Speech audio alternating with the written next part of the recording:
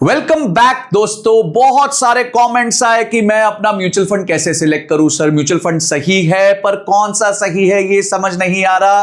तो आज की वीडियो में हम इस मिथ को डिबंक करेंगे। पीछे बहुत सारे पॉइंट्स देख रहे हो आप, बहुत सारी आपने वीडियोस हो सकता है देखी भी होंगी म्यूचुअल फंड सिलेक्शन को लेके, पर कुछ चीजें यूनिक बताने जा रहा हूं जो मेरे एक्सपीरियंस से मैं आपको बताऊंगा। मैं कोई म्यूचुअल फंड एडवाइजर नहीं हूं, बट आज की वीडियो में आपको सक्षम कर दूंगा कि आप अपने लिए भी एक राइट म्यूचुअल फंड ले सकते हैं। तो म्यूचुअल फंड में क्या चीजें देखनी है, क्या चीजें चेक करनी है, वो आज हम वीडियो में समझेंगे। और 5000 म्यूचुअल फंड से ज्यादा का आज यूनिवर्स है, आपके लिए कौन सा सूटेबल है वो आज पता करेंगे। अब ये थोड़ा बोरिंग टॉपिक हो सकता है, पर मेरी कोशिश होगी कि आपके लिए इसको कोशिश करके एंटरटेनिंग बनाए। पर पेपर पेन लेके बैठो ताकि नोट्स बनाओ और अपने लिए म्यूचुअल फंड राइट सिलेक्ट करो। तो क्या आप तैयार हो?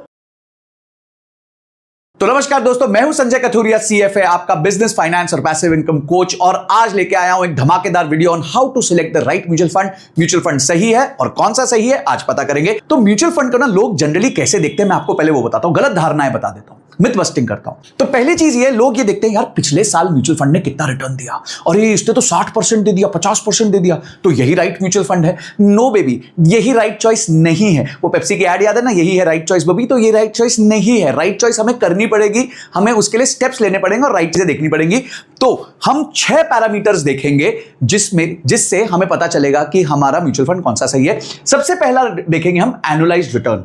पर एनुअलाइज्ड रिटर्न हम सिर्फ 1 साल का नहीं देखेंगे, सिर्फ 1 साल का नहीं देखेंगे, हम 3 और 5 साल का देखेंगे। क्योंकि देखिए कभी कभी क्या होता है, कभी कभी ना कोई म्यूचुअल फंड मैनेजर का नसीब चमक जाता है, कोई ना कोई एक शेयर पड़ा होता है वो अचानक से परफॉर्म कर जाता है। तो इससे हमें ना पता नहीं चलता कि क्या वो म्यूचुअल फंड मैनेजर की समझदारी थी या उसका नसीब था जिसके चलते ये रिटर्न्स उसको मिले हैं। तो एक तो थोड़ा रिटर्न्स का जो ड्यूरेशन है वो 3-5 और हो सके तो उससे भी ज्यादा लंबा लेना चाहिए। ठीक है, तो अगर उससे भी ज्यादा अगर आपको मिलता है, करीबन 7-9 साल का भी आप देख सकते हो तो और भी अच्छी बात है। क्योंकि पिछले 5 सालों में जनरली एक अपट्रेंड रहा है पोस्ट कोविड। तो प्री कोविड का भी अगर आप फैक्टर कर सको, अगर आप 2015 से लेकर 2024 के रिटर्न्स देखो तो वो आपको राइट पिक्चर देंगे कि एक बुल मार्केट, एक बेयर मार्केट, एक साइडवेज मार्केट, सारी मार्केट्स को वो कवर करेगी और आपको राइट तरीके से बता देगी कि कितना रिटर्न्स बना है। तो सबसे पहली चीज है एनुअलाइज्ड रिटर्न। दूसरी चीज है रोलिंग रिटर्न। अब रोलिंग रिटर्न को समझाने के लिए मैं आपको एक एग्जांपल देता हूं, थोड़ा ध्यान से समझिएगा क्योंकि ये आज तक किसी ने आपको नहीं बताया होगा। और अगर आपने कोई नई चीज सीखी है तो कमेंट में जरा रोलिंग लिख देना, मैं समझ जाऊंगा कि आपने पहली बार रोलिंग रिटर्न के बारे में समझा है। अब आपको एक एग्जांपल के साथ रोलिंग रिटर्न्स थोड़ा बहुत पहले चार्ट पे सिखाता हूं। तो ये जैसे एक म्यूचुअल फंड है, ये टाइम है और ये उसका प्राइस है। तो जैसे जैसे टाइम जा रहा है म्यूचुअल फंड का प्राइस ऐसे बढ़ते जा रहा है, बढ़ते जा रहा है, कभी नीचे होता है, कभी ऊपर हो जाता है, कभी नीचे होता है, कभी ऊपर हो जाता है, ऐसे ऐसे बढ़ते जा रहा है। ठीक है, अब हमें क्या चेक करना है, हमें इसके रोलिंग रिटर्न्स चेक करने हैं। समझिए ये तारीख है 1 जनवरी 2021 और आज हम बैठे हैं सितंबर 2024 में। तो यानी कि ये 3.5 साल का हमने एक नंबर देख लिया। तो इसमें हम क्या देख रहे हैं, इसमें हम ये देख रहे हैं कि हम पहले चेक करेंगे 3 साल का रोलिंग रिटर्न। यानी हम 1 जनवरी 2021 से लेकर 31 जनवरी 2023 का रिटर्न चेक करेंगे। फिर हम ये सुनते रहिएगा, 2 जनवरी 2021 से लेके 1 जनवरी 2024 का रिटर्न चेक करेंगे। फिर हम 3 जनवरी से लेके 2 जनवरी, 4 जनवरी से लेके 3 जनवरी, ऐसे हम बहुत सारे रोलिंग रिटर्न्स बनाएंगे। अब आप बोलोगे संजय सर हमारे से एक रिटर्न तो बनाया नहीं जाता, तो इतने सारे रोलिंग रिटर्न्स कैसे बनाएंगे? चिंता नको, कोई प्रॉब्लम नहीं है, बहुत सारी वेबसाइट्स है, उस पर लेके जाऊंगा, दिखाऊंगा। पर मैं रोलिंग रिटर्न्स का एग्जाम्पल समझा रहा था कि एक लंबे टाइम फ्रेम में 3-3 साल के मल्टीपल रोलिंग रिटर्न्स देखने होंगे। अब रोलिंग रिटर्न से फायदा क्या होता है? रोलिंग रिटर्न से यह फायदा होता है कि अगर एक म्यूचुअल फंड का जो रोलिंग रिटर्न है वो उसके एवरेज रिटर्न के आसपास है, तो इसका मतलब ये म्यूचुअल फंड में फ्लक्चुएशंस कम है। ऐसा नहीं है कि ये नसीब से कोई एक स्टॉक चल गया 1 साल में तो उसने रिटर्न दे दिया। देखिए 2 म्यूचुअल फंड है, दोनों ने 25-25% साल का रिटर्न दिया है। दोनों ने पिछले 5 साल में दोनों ने 25-25% साल का दिया है। पर एक म्यूचुअल फंड है जो कभी 0 देता है, कभी माइनस देता है, कभी 50 देता है, कभी 30 देता है और अंत में जाके 25 का रिटर्न देता है। और एक म्यूचुअल फंड है जो कभी 23 देता है, कभी 22 देता है, कभी 28 देता है, कभी 27 देता है और एवरेज में वो भी 25% देता है। आप किसको चुनोगे? ऑब्वियसली उसको चुनोगे जो ज्यादा कंसिस्टेंट है। पर पता कैसे चलेगा? पता चलेगा हमें रोलिंग रिटर्न से। दूसरी चीज जो हम चेक करेंगे वो चेक करेंगे रोलिंग रिटर्न्स। अब इन दोनों के लिए मैं आपको एक वेबसाइट पे लेके चलता हूं और वहीं पे आपको दिखाऊंगा कि एक्चुअल रिटर्न्स और रोलिंग रिटर्न्स हम कैसे देखते हैं। अब देखिए दोस्तों, ये एक वेबसाइट है rupivest.com। ये कोई रिकमेंडेशन नहीं है, सिर्फ एक वेबसाइट है। ऐसी बहुत सारी वेबसाइट्स है जिस पे आप चेक कर सकते हो। मेरे को ये ठीक लगती है तो मैं इस पे देख रहा हूं। तो क्वांट स्मॉल कैप और निप्पॉन इंडिया स्मॉल कैप, ये दोनों फंड्स को हम कंपेयर कर रहे हैं, ठीक है। अब देखिए, एक में एयूएम, जो क्वांट स्मॉल कैप में एयूएम है 25,535 करोड़। एयूएम का मतलब होता है कंपनी के पास, इस फंड के पास कितने पैसे ये मैनेज कर रही है, जनता का कितना पैसा इसके पास है, कितने के शेयर्स पड़े हैं, कितना कैश पड़ा है, ये जोड़ के जो वैल्यू आती है उसे एयूएम, एसेट अंडर मैनेजमेंट करते हैं। अगर आपको बात समझ आ गई तो एयूएम कमेंट बॉक्स में लिख देना। और यहां पे एयूएम है करीबन 61,000 करोड़, यानी इससे बहुत बड़ा म्यूचुअल फंड है ये, 61,000 का और ये 25,000 का है। अब आप ये इसके रिटर्न्स देखिए, ठीक है। अब रिटर्न्स को समझते हैं बहुत आराम से। निप्पॉन ने, ठीक है, निप्पॉन ने पिछले 5 सालों में 22% का एवरेज रिटर्न दिया है सालाना, ठीक है। ये बहुत ध्यान से समझिएगा। निप्पॉन ने पिछले 5 सालों में 4 अक्टूबर 2019 से 19 सितंबर 2024 तक करीबन 22% का रिटर्न दिया। यही क्वांट स्मॉल कैप ने करीबन 28 का रिटर्न दिया है, यानी क्वांट ने ज्यादा अच्छा रिटर्न दिया है 5 साल के होराइजन में, ठीक है। सालाना 28%, which is a very good return. आप सोचिए एफडी में 7% मिलता है, ये 28 है, 4 गुना ज्यादा, और वो भी एवरी ईयर कंपाउंड करके। अब देखिए, ये जो है ना, ये रोलिंग रिटर्न्स ऐसे आते हैं। तो यहां पे आपका एक चार्ट बनता है जिसमें ये रोलिंग रिटर्न्स निकालते हैं। अब ये रोलिंग रिटर्न स्टैटिस्टिक्स इन्होंने निकाला, ठीक है। 3-3 साल के रोलिंग रिटर्न्स निकाले, 3-3 साल के। जैसे मैंने बताया ना कि 1 जनवरी 2021 से लेके फॉर एग्जांपल 31 दिसंबर 2023 तक, फिर एक दिन आगे, फिर एक दिन आगे, फिर एक दिन आगे, ऐसे चलते गए, ठीक है। तो उसमें उन्होंने देखा कि क्वांट स्मॉल कैप ने 0% से कम रिटर्न 17% टाइम्स निकाला है, ठीक है। वहीं निप्पॉन इंडिया स्मॉल कैप ने 11% से कम टाइम निकाला है। यानी कि क्वांट का जो फंड है वो थोड़ा ज्यादा वेरिएबल रह जाता है, ठीक है। पर निप्पॉन के फंड में सेफ्टी है क्योंकि वो 0 से नीचे कम बार गिरा है। आप बात समझे कि 11% बार ही, अगर 100 बार रिटर्न्स कैलकुलेट किए हैं तो उन 100 बार में से सिर्फ 11 बार ऐसा हुआ है कि निप्पॉन के म्यूचुअल फंड ने नेगेटिव रिटर्न दिया है 3 साल के होराइजन में। पर ये जो है क्या कहते हैं, क्वांट, उसने 17% दिया है। आगे देखेंगे 0 to 10% निप्पॉन ने 21% बार दिया है और क्वांट ने सिर्फ 8% बार दिया है। 10 to 20% क्वांट ने 8% बार दिया है और निप्पॉन ने 7, ऑलमोस्ट वो भी सेम है, 8% बार दिया। पर मजेदार बात यहां आती है कि जो 20% से ऊपर के रिटर्न्स है, जो 20% से ऊपर के रिटर्न्स है, जो इनके एवरेज रिटर्न्स है, वो कितनी बार दिया है, वो मेन क्वेश्चन है। तो वो यहां पे इसका मिला के करीबन 65% टाइम्स है और इसका मिला के 59% टाइम्स है। यानी कि क्वांट का जो म्यूचुअल फंड है वो ज्यादा अपने एवरेज रिटर्न्स के आसपास रहता है। बात समझ आ गई कि हमारा एवरेज रिटर्न कितना है, 28, यहां कितना है, 22, यानी ये सारा 20% से ऊपर के रिटर्न्स होंगे। तो क्वांट जो है वो 65% बार 20% से ज्यादा रिटर्न देता है और जो निप्पॉन है वो 59% टाइम्स, ठीक है, 100 में से 59 टाइम्स 20% से ऊपर का रिटर्न देता है। तो हम क्या देखेंगे, हम देखेंगे कि ये जो फंड है, क्वांट का जो फंड है, वो ज्यादा कंसिस्टेंट है, ज्यादा अपने रिटर्न्स के आसपास चलता है। वेयर एज ये नंबर अगर आप देखेंगे तो ये इसके लिए 41 है और ये इसके लिए 35 है। यानी कि क्वांट का जो, ये निप्पॉन का जो म्यूचुअल फंड है वो अपने एवरेज से ज्यादा डिविएट करता है।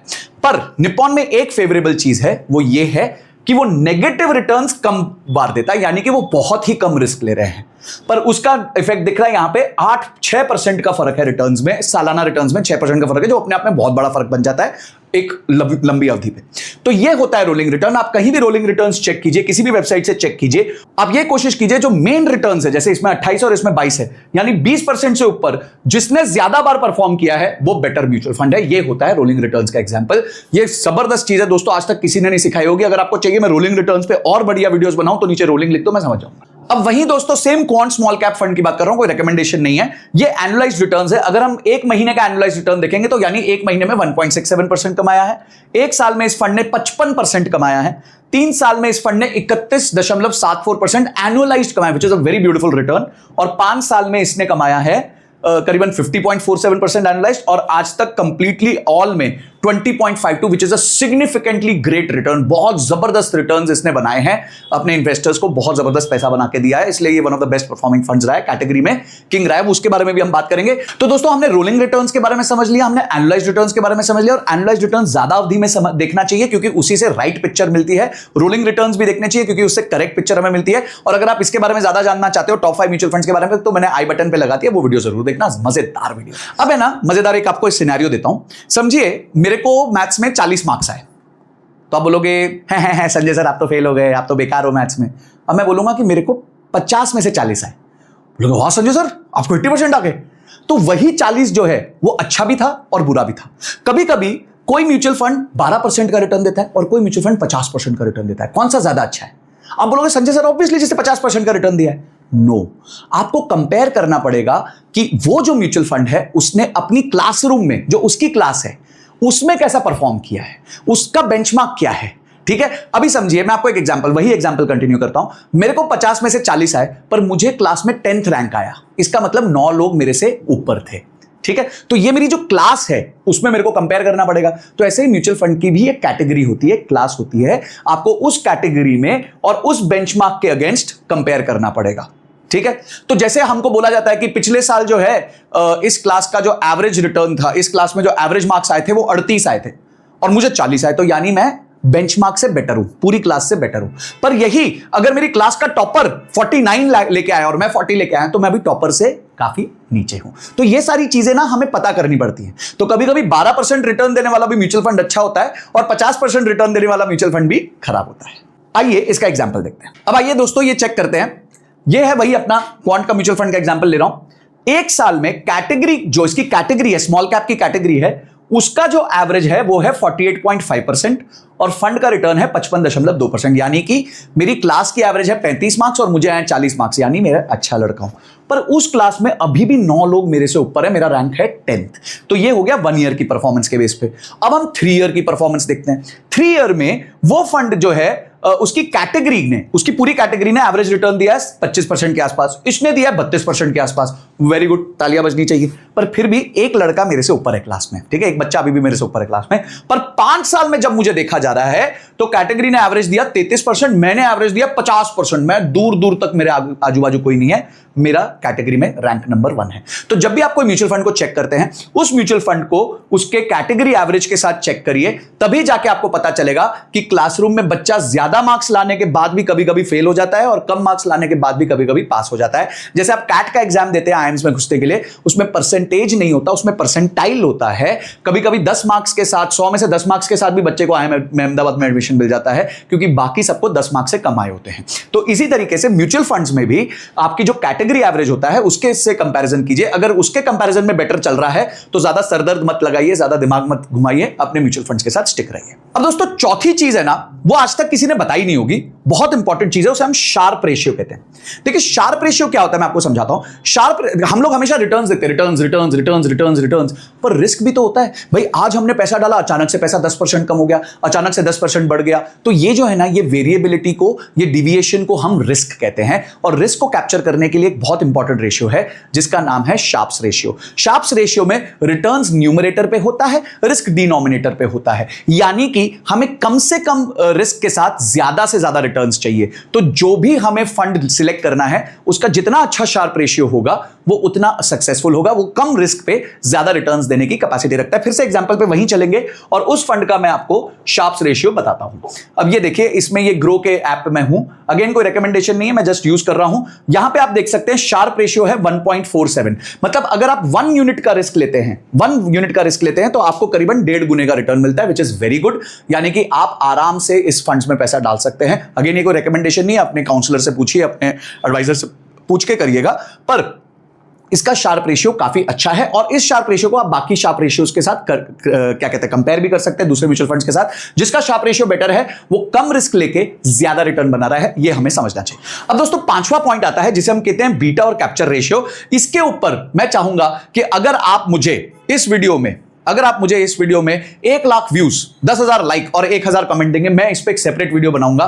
किसी ने आज तक बीटा और कैप्चर रेशियो पे बात नहीं की, ये बहुत इंपॉर्टेंट टूल है। बीटा हमें बताता है कि किस तरीके से म्यूचुअल फंड मूव करता है मार्केट के हिसाब से। अगर मार्केट मूव करेगी तो कैसे वो म्यूचुअल फंड मूव करेगा, बहुत वाहियात, बहुत तेजी से मूव करेगा या धीरे धीरे मूव करेगा। और कैप्चर रेशियो हमें बताएगा कि कितना ऊपर जाने पे कितना म्यूचुअल फंड ऊपर जाता है और कितना नीचे जाने पे मार्केट म्यूचुअल फंड कितना नीचे जाता है। ज्यादा समझ नहीं आई ना, मैं चाहता ही नहीं हूं आपको ज्यादा समझ आए। मैं चाहता हूं कि आप एक वीडियो मांगो मुझसे, ये सारे केपीआई अचीव करो। क्या केपीआई है? 1 लाख व्यूज, 10,000 लाइक्स और 1000 कमेंट्स। फटाफट इस पे हाई क्वालिटी वीडियो बनाऊंगा। आज तक ऐसी वीडियो नहीं बनी होगी पूरे इंटरनेट में जो मैं इस पे बनाऊंगा बीटा और कैप्चर रेशियो पर। फाइनल आता है एयूएम और टीईआर। ठीक है, एयूएम और टीईआर क्या है? एयूएम का मतलब होता है एसेट अंडर मैनेजमेंट, जो हमने शुरू में डिस्कस किया। कभी कभी क्या होता है, जो फंड्स बहुत अच्छा परफॉर्म कर रहे होते हैं तो अचानक से जितने निवेशक होते हैं वो उस फंड्स की तरफ ज्यादा पैसा डालने लग जाते हैं, तो उसका एयूएम बढ़ जाता है, एसेट अंडर मैनेजमेंट बढ़ जाता है, उसके पास ज्यादा पैसे आ जाते हैं। पर हमारे को एक इंपॉर्टेंट चीज देखनी है, वो है टीईआर, जिसे हम कहते हैं टोटल एक्सपेंस रेशियो। देखिए, हर म्यूचुअल फंड में एक एक्सपेंस होता है। 2 तरह के म्यूचुअल फंड्स होते हैं, जिसके बारे में मैं अपनी वीडियो में बात की थी, जिसे आप आई बटन पे देख सकते हैं। और उसमें मैंने बात की थी कि एक होता है एक्टिव फंड, एक होता है पैसिव फंड। पैसिव फंड में क्या होता है कि चुपचाप एक इंडेक्स में पैसा डाल दिया जाता है, कोई फंड मैनेजर दिमाग नहीं लगाता, निफ्टी 50 में पैसा डाल देगा तो निफ्टी 50 के हिसाब से डाल देगा, निफ्टी नेक्स्ट 50 में डालेगा तो निफ्टी नेक्स्ट 50 के हिसाब से डालेगा, बैंकिंग में डाल देगा तो बैंकिंग में डाल देगा। बट कुछ म्यूचुअल फंड्स होते हैं जिसमें एक्टिव मैनेजमेंट होती है। एक्टिव मैनेजमेंट का मतलब क्या होता है कि वहां पे एक म्यूचुअल फंड मैनेजर बैठा है, एक टीम बैठी है, डीप रिसर्च चल रही है कि कौन सा स्टॉक लेना चाहिए, कौन सा स्टॉक नहीं लेना चाहिए, ये सारी चीजों पर चर्चा होता है, जिसके लिए फीस थोड़ी बढ़ जाती है। वापस हम क्वांट वाले पे आते हैं और चेक करते हैं कि उसका एयूएम और टीईआर कितना है। तो इसका जो एयूएम है, जो फंड साइज है, जिसे एयूएम भी कहते हैं, वो है करीबन 25,500 करोड़। तो 25,500 करोड़ वर्थ ऑफ एसेट्स और कैश इसके पास अभी पड़ा हुआ है। और उसके बाद अगर आप इसका एक्सपेंस रेशियो देखेंगे तो वो है 0.64%, यानी ये 25,000 करोड़ का साल का 0.64% अपने फीस के नाम पे ले लेंगे। देखिए, मुझे फीस से कोई परेशानी नहीं है, फीस से कोई परेशानी नहीं, पर फीस लेके अगर आप कैटेगरी एवरेज को बीट कर रहे हो, अगर आपके रोलिंग रिटर्न्स बहुत अच्छे हैं, अगर आप बाकी सारे केपीआईज पे बहुत अच्छा परफॉर्म कर रहे हो, तो लो फीस, कोई प्रॉब्लम नहीं है भाई। मेरे को आप मार्केट से ज्यादा कमा के दोगे, थोड़ी फीस आप भी रख लो, मुझे कोई प्रॉब्लम नहीं है, जिसे हम कहते हैं क्रिएट वैल्यू, शेयर वैल्यू। पर कुछ फंड्स होते हैं वो नालायक फंड्स हो जाते हैं। नालायक फंड्स इसलिए होते हैं उनका एक्सपेंस रेशियो तो बहुत ज्यादा होता है पर परफॉर्मेंस बहुत खराब होती है। तो जब भी आप म्यूचुअल फंड सिलेक्ट करें तो एटलीस्ट 3-4 म्यूचुअल फंड्स को उस कैटेगरी में कंपेयर करें। जो मैंने आपको 6 पैरामीटर्स दिए हैं, इससे बढ़िया पैरामीटर्स कहीं भी नहीं है। बहुत शैलो लोग बताते हैं कि सर बस थोड़ा सा एनालाइज रिटर्न चेक कर लीजिए। किसी ने आज तक रोलिंग रिटर्न्स के बारे में बात नहीं करी है, थोड़ा सा बेंचमार्क के बारे में बात करेंगे, पर Sharpe ratio, beta, capture ratio, इन सब पे कोई बात नहीं करता है। मैंने करी है क्योंकि मैंने डीप रिसर्च करके ये पॉइंट्स निकाले हैं। और आप भी जब भी अपने लिए सिलेक्शन करें तो इन पैरामीटर्स को जरूर अपनी आंखों के सामने रखें, तभी जाके आप राइट म्यूचुअल फंड सिलेक्ट कर सकते हैं। तो दोस्तों, एक चीज और बता देता हूं, ये सब करने के बाद भी गारंटी नहीं है कि हम राइट म्यूचुअल फंड पकड़ लेंगे। क्यों? क्योंकि at the end of the day markets volatile हैं, और जैसे म्यूचुअल फंड्स में कहा जाता है, investments are subject to market risk, please read the offer document carefully before investing. पर हमने अपना काम कर लिया, जो हमारे कंट्रोल में था हमने कर लिया है। और हम हमेशा ये बोल सकते हैं, जैसे 3 इडियट्स में आमिर खान और पूरी टीम बोलती थी, ऑल इज वेल। तो हमने अपना ऑल इज वेल कर दिया है, अपनी तरफ से जो कर सकते थे कर दिया। उसके बाद हमने राइट म्यूचुअल फंड सिलेक्ट कर लिया है। अब उसके बाद मार्केट कभी ऊपर होगी, कभी नीचे होगी, जिसको हम आगे जाके क्वार्टरली, सेमी एनुअली, एनुअली कभी भी रीबैलेंस कर सकते हैं, रीचेक कर सकते हैं कि अभी भी क्या ये फंड मेरे सारे पैरामीटर्स पे स्टिक कर रहा है या कहीं ना कहीं गिर रहा है, तो क्या मैं उसे चेंज करूं, क्या मैं रखूं। वो डिसीजंस बाद में लिए जा सकते हैं। तो दोस्तों, और कौन से टॉपिक्स पे जानना चाहते हैं वो मुझे कमेंट कीजिए। आपको पता है कि अगर आप इसमें 1 लाख व्यूज, 10,000 लाइक्स और 1,000 कमेंट्स देंगे तो डेफिनेटली हम बीटा और कैप्चर रेशियो के बारे में बात करेंगे। 500 रुपए की एसआईपी से स्टार्ट करके क्या हम करोड़पति बन सकते हैं? तो अगर ये जानना चाहते हो कि भाई 500 रुपए की एसआईपी से भी करोड़पति बनना जा सकता है कि नहीं, तो जरा कमेंट में एक बार एसआईपी लिख दो, मैं डेफिनेटली समझ जाऊंगा आपको ये वीडियो मुझसे चाहिए। और मैंने एक प्लेलिस्ट अटैच कर दी है जिसमें म्यूचुअल फंड्स के बारे में आप सब कुछ समझ सकते हैं, सब कुछ जान सकते हैं। वो प्लेलिस्ट जरूर देखिएगा और उसको शेयर कीजिएगा ताकि आपके दोस्तों को भी म्यूचुअल फंड्स की नॉलेज मिले। बहुत सिंपल सरल तरीके से बताता हूं और इसीलिए इस वीडियो को शेयर करना बहुत बहुत जरूरी है। चैनल को सब्सक्राइब तो कर दिया होगा। अगली वीडियो तक जय हिंद, जय भारत।